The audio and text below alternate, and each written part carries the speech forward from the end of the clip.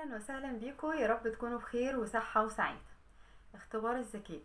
اختبار الذكاء ده في امهات كتير كده لما تيجي تقولي لها ايه، انتي ابنك محتاج اختبار ذكاء، تحسي كأنك بالظبط شتمتيها. كأنك قلت لها حاجة غلط، اللي هو انا ابني محتاج اختبار ذكاء. لا، بصي تلاقي وشها جاب 100 لون. انا ابني مش محتاج اختبار ذكاء، انا ابني مش غبي يا استاذة. انا خلاص انا عارفة، انا ابني بس مجرد ان هو بينسى شوية، مجرد ان هو عنده بس شوية صعوبات تعلم مش اكتر. طيب هي انت دلوقتي مفيش اولا حاجة اسمها طفل غبي. لا، هي قدرات وامكانيات، وكل طفل قدراته وامكانياته بتختلف عن الطفل التاني. عشان كده لازم نبقى عارفين نقط القوة والضعف اللي موجودة في اولادنا، عشان نقدر ان احنا نقوي نقط الضعف ديت، ونبدأ ننمي نقط القوة اللي عندهم. اختبارات الذكاء دي بس مش بنعملها علشان نقدر نعرف منها الاضطرابات اللي موجودة عند الطفل. لا، احنا كمان بنعملها علشان نقدر نكتشف الاطفال الموهوبين والمبدعين. يعني انا ملاحظة ان ابني متميز مثلا في الحساب، بيحل المسائل بسرعة. متميز في القراءة، بيقرا بشكل كويس جدا. تحس ان هو بيقرا بشكل اكبر من سنه. بيحب الفك والتركيب، حاجات معينة كده انا لاحظتها على ابني. فانا لازم كمان اروح اعمل اختبار الذكاء. اختبار الذكاء ده مهم جدا، هو اختبار فردي، يعني بيتعمل لشخص واحد بس، مش بيتعمل لمجموعة. ولازم انا باكد على النقطة دي تاني، لازم تبقي عارفة ان اختبار الذكاء ده ما ينفعش يكون اونلاين، واللي بيعمله اخصائي نفسي. انت لازم تروحي لحد مختص يقدر ان هو يعمل لك الاختبار دوت، بيحدد منه اذا كان ابنك عنده صعوبة من صعوبات التعلم، اذا كان عنده اضطراب معين، اذا كان هو موهوب او مبدع في نقط معينة. بيبدأ يعرف منه هل العمر العقلي بتاعه مساوي للعمر الزمني.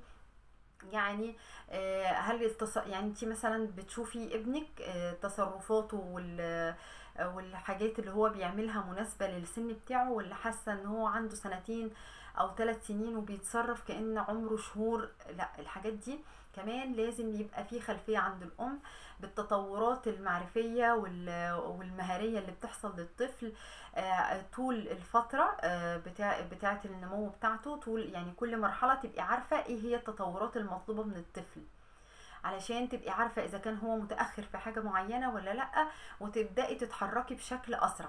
حالات كتير جدا بيبقى الفرق معاها التوقيت. يعني كل ما كان التدخل المبكر، كل ما كان التدخل أسرع، بيبقى فيه تدخل مبكر، كل ما كانت النتيجة هتبقى أحسن ليكي وللطفل.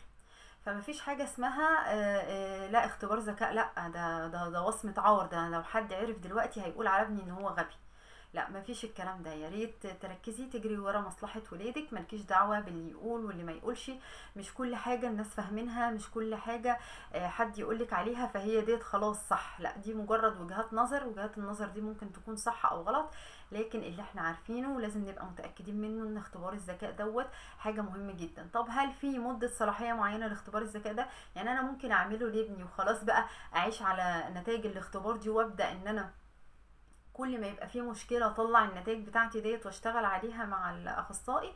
لا طبعا. مدة اختبار الذكاء يعني انت عملتي اختبار ذكاء بتقعد معاكي 6 شهور. بعد ال6 شهور بيبقى ملهاش لازمة، ما اقدرش احط عليها اي خطة علاجية. علشان كده اختبار الذكاء اللي يمر عليه 6 شهور كأنه مش موجود. يبقى احنا اتفقنا ان اختبار الذكاء دوت مش وصمة عار. مش بس الاطفال اللي عندها اضطرابات او صعوبات بتبقى محتاجة اختبار ذكاء، لا كمان انا عندي الطفل الموهوب محتاج اختبار ذكاء. يا ريت كلنا نفهم دوت. واهم حاجة ان الام هي اللي تفهم النقطة دي، هي والاب، لان هما في الاخر اللي بيجروا بالطفل. الطفل بيبقى لسه صغير مش فاهم حاجة، فانتي لو ما فهمتيه صح مش هتتحركي صح، للأسف هتظلميه وانتي بعد كده اللي هتزعلي. ربنا يحفظ بلادنا جميعا.